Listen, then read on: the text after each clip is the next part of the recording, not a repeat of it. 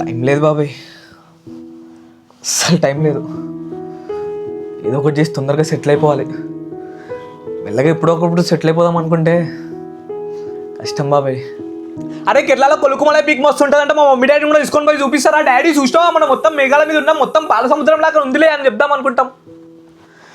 కానీ ఆ site scene చూసేలోపు వాళ్ళకే ముఖాలు నొప్పులు వస్తే,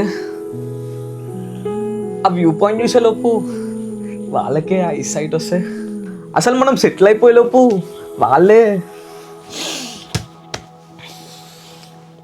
అసలు టైం లేదు బాబాయ్, తొందరగా సెటిల్ అయిపోవాలి. మనం ఇంత కష్టపడి వాళ్ళని 2 ప్లేసులు కూడా తిప్పకపోతే ఎట్లా మామ? ఏదో ఒకటి చేయాలి మామ.